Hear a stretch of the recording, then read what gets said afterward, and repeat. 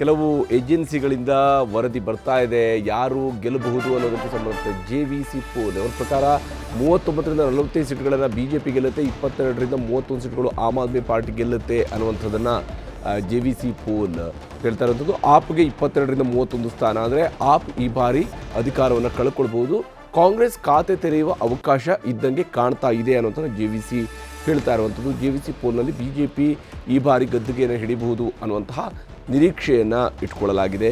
BJP 39ರಿಂದ 45 ಸ್ಥಾನಗಳನ್ನು ಗಳಿಸ್ಬೋದು ಅಂತೇಳಿ. BJP 1998 ಕಡೆಯದಾಗಿ ಅಲ್ಲಿ ಗೆದ್ದಂಥದ್ದು, ಅಲ್ಲಿ ಆಡಳಿತವನ್ನು ಮುಗಿಸಿರುವಂಥದ್ದು. 98ರಲ್ಲಿ ಶೀಲಾ ದೀಕ್ಷಿತ್ ಅವರು ಗೆಲುವನ್ನು ದಾಖಲಿಸ್ಕೊಳ್ಳೋದಕ್ಕೆ ಸ್ಟಾರ್ಟ್ ಆದ ನಂತರ ಮ್ಯಾಟ್ರಿಕ್ಸ್ ಸಮೀಕ್ಷೆಯಲ್ಲಿ ಎರಡೂ ಪಕ್ಷಗಳಿಗೂ ಕೂಡ ಚಾನ್ಸ್ ಇದೆ ಅನ್ನುವಂಥದ್ದು, ಅಂದರೆ 50-50 ಅಂತೇಳಿ. ಆಪ್ 32ರಿಂದ 37 ಸ್ಥಾನ, BJP 35ರಿಂದ 40 ಸ್ಥಾನ. ಅಂದರೆ ಇಲ್ಲೊಂದು ಕಡೆಯಲ್ಲಿ BJPಗೆ ಸ್ವಲ್ಪ ಎಡ್ಜ್ ಸಿಗ್ಬೋದು, BJP ಮುಂದಕ್ಕೆ ಹೋಗ್ಬೋದು ಅನ್ನೋಂಥದ್ದನ್ನು. ಆದರೆ ಬಹಳ ನೆಕ್ ಟು ನೆಕ್ ಫೈಟ್ ಎರಡೂ ಪಕ್ಷಗಳ ನಡುವೆ ಇದೆ ಅನ್ನೋದನ್ನು ಮ್ಯಾಟ್ರಿಕ್ಸ್ ತನ್ನ ಸಮೀಕ್ಷೆಯಲ್ಲಿ ಹೇಳಿದೆ. ಎರಡೂ ಪಕ್ಷಗಳಿಗೂ ಕೂಡ ಇಲ್ಲಿ ಬಹಳ ಜಿದ್ದಾಜಿದ್ದಿನ ಫೈಟ್ ಸಾಗ್ತಾ ಇದೆ ಅನ್ನುವಂಥದ್ದನ್ನು ಹೇಳ್ತಾ ಇರುವಂಥದ್ದು. ಹೀಗೆ ಒಂದೊಂದು ಎಕ್ಸಿಟ್ ಪೋಲ್ ಕೂಡ ಒಂದೊಂದು ರೀತಿಯಂಥ ಕುತೂಹಲವನ್ನು ಹುಟ್ಟಿಸ್ತಾ ಇರುವಂಥದ್ದು, ಒಂದು ನಿರೀಕ್ಷೆಯನ್ನು ಹುಟ್ಟು ಹಾಕ್ತಾ ಇದ್ದಾವೆ. ಆದರೆ ಒಂದು ಸ್ಪಷ್ಟವಾಗಿ ಗೋಚರಿಸ್ತಾ ಇದೆ, BJP ಕೂಡ ಈ ಬಾರಿ ಬಹಳ ದೊಡ್ಡ ಫೈಟನ್ನು ದೆಹಲಿಯ ಮಟ್ಟಕ್ಕೆ ಕೊಟ್ಟಿದೆ. ಏನು 2015ರಲ್ಲಿ ಕೇವಲ 3 ಸೀಟ್ ಗೆದ್ದರು, 2020ರಲ್ಲಿ 8 ಸೀಟ್ಗಳನ್ನು ಗೆಲ್ಲೋದಕ್ಕೆ ಸಾಧ್ಯ ಆಯಿತು. ಅಲ್ಲಿಂದ ನಂತರ ಈಗ ಮತ್ತಷ್ಟು ಮುಂದಕ್ಕೆ ಬಂದಿದೆ ಭಾರತೀಯ ಜನತಾ ಪಕ್ಷ ಅನ್ನೋದು ಸ್ಪಷ್ಟವಾಗಿ ಗೋಚರಿಸ್ತಾ ಇದೆ. ನೆಕ್ ಟು ನೆಕ್ ಫೈಟನ್ನು ಹಲವು ಕಡೆಗಳಲ್ಲಿ ಕೊಟ್ಟಿದ್ದಾರೆ ಅನ್ನುವಂಥದ್ದು ಕೂಡ ಗೋಚರಿಸ್ತಾ ಇರುವಂಥದ್ದು. 32ರಿಂದ 37 ಸ್ಥಾನಗಳಲ್ಲಿ ಆಮ್ ಆದ್ಮಿ ಪಕ್ಷ ಗೆಲ್ಲಬಹುದು, BJP 39ರಿಂದ 45 ಸ್ಥಾನಗಳಲ್ಲಿ ಗೆಲ್ಲಬಹುದು ಅನ್ನೋಂಥದ್ದನ್ನು ಮ್ಯಾಟ್ರಿಕ್ಸ್ ನಡೆಸಿರುವಂತಹ ಸಮೀಕ್ಷೆಯಲ್ಲಿ ಗೋಚರಿಸ್ತಾ ಇರುವಂತಹ ಅಂಶಗಳು. ಅಂದರೆ ಬಹಳ ಜಿದ್ದಾಜಿದ್ದಿನಿಂದ ಕೂಡಿರುವಂತಹ ಚುನಾವಣೆ ಈ ಬಾರಿ ನಡೆದಿದೆ. ಮತ್ತು ಇಲ್ಲಿ ದೆಹಲಿಯ ಮಟ್ಟಕ್ಕೆ ಹೇಳೋದಿದ್ರೆ ವಿಧಾನಸಭಾ ಕ್ಷೇತ್ರಗಳ ಒಟ್ಟು ಮತಗಳ ಸಂಖ್ಯೆ ಕೂಡ ಬಹಳ ಸಣ್ಣದಿರೋದ್ರಿಂದಾಗಿ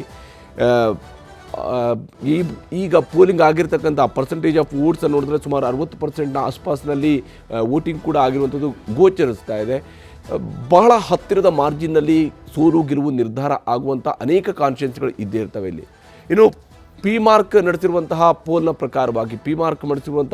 ಪ್ರಕಾರವಾಗಿಯೂ ಕೂಡ ಈ ಬಾರಿ ಭಾರತೀಯ ಜನತಾ ಪಕ್ಷ ಅಲ್ಲಿ ಗೆಲುವನ್ನು ದಾಖಲಿಸ್ಕೊಳ್ಬಹುದು ಅಂತೇಳಿ ಪಿ ಮಾರ್ಕ್ ಕೂಡ ಹೇಳ್ತಾ ಇದೆ. ಪಿ ಮಾರ್ಕ್ ಸಮೀಕ್ಷೆಯಲ್ಲಿ BJPಗೆ ಗದ್ದುಗೆ, BJP 39ರಿಂದ 49 ಸ್ಥಾನಗಳನ್ನು ಗಳಿಸಬಹುದು, ಆಮ್ ಆದ್ಮಿ ಪಕ್ಷಕ್ಕೆ 21ರಿಂದ 31 ಸ್ಥಾನಗಳು ಸಿಗಬಹುದು, ಕಾಂಗ್ರೆಸ್ ತನ್ನ ಖಾತೆ ತೆರೆಯುವಂಥ ಅವಕಾಶವನ್ನು ಉಳಿಸ್ಕೊಂಡಿದೆ ಅಂತ ಹೇಳಿ ಪಿ ಮಾರ್ಕ್ ಸಮೀಕ್ಷೆಯಲ್ಲಿ BJP ಗದ್ದುಗೆಯನ್ನು ಏರ್ಬೋದು ಅನ್ನುವಂತಹ ನಿರೀಕ್ಷೆಯನ್ನು ಇಟ್ಕೊಂಡಿದೆ. 39ರಿಂದ 49 ಸ್ಥಾನಗಳವರೆಗೆ ಭಾರತೀಯ ಜನತಾ ಪಕ್ಷ ಗೆಲ್ಲಬಹುದು, 21ರಿಂದ 31 ಸ್ಥಾನಗಳಲ್ಲಿ ಆಮ್ ಆದ್ಮಿ ಪಕ್ಷ ಗೆಲುವನ್ನು ದಾಖಲಿಸ್ಕೊಳ್ಬೋದು. ಅಂದರೆ ಬಹಳ ದೊಡ್ಡದಾದಂಥ ಹಿನ್ನಡೆಯನ್ನು ಈ ಬಾರಿ ಆಮ್ ಆದ್ಮಿ ಪಕ್ಷ ದೆಹಲಿ ಅಸೆಂಬ್ಲಿ ಎಲೆಕ್ಷನ್ನಲ್ಲಿ ಅನುಭವಿಸುತ್ತೆ ಅನ್ನುವಂಥದ್ದನ್ನು ಸಮೀಕ್ಷೆಗಳು ಹೇಳ್ತಾ ಇದ್ದಾವೆ. ಬಹಳ ನೇರವಾದಂತಹ ಫೈಟ್ ಈ ಬಾರಿಯ ದೆಹಲಿ ಚುನಾವಣೆಯಲ್ಲಿ ನಡೆದಿದೆ. ಬಹಳಷ್ಟು ವಿಚಾರಗಳು ಅಲ್ಲಿ ಪ್ರಸ್ತಾಪ ಆಗಿದ್ದಾವೆ. ಚುನಾವಣೆ ಘೋಷಣೆಯಾಗಿ ಚುನಾವಣೆ ಮುಕ್ತಾಯ ಆಗುವಂತಹ ಅವಧಿ ಕೇವಲ 1 ತಿಂಗಳ ಅವಧಿಯಲ್ಲಿಯೇ ಇವೆಲ್ಲವೂ ಕೂಡ ಚುನಾವಣೆ ಪ್ರಕ್ರಿಯೆಗಳು ಕೂಡ ಮುಕ್ತಾಯ ಆಗಿರೋದ್ರಿಂದಾಗಿ ಬಹಳ ಜಿದ್ದಾಜಿದ್ದಿನ ಫೈಟ್ ಇಲ್ಲಿ ನಡೆದಿದೆ. ದೆಹಲಿಯಲ್ಲಿ ಕ್ಯಾಂಪೇನ್ ಮಾಡಿದಂತಹ ಸಂದರ್ಭಗಳಲ್ಲಿ ಬಹಳಷ್ಟು ಅಂಶಗಳ ಬಗ್ಗೆ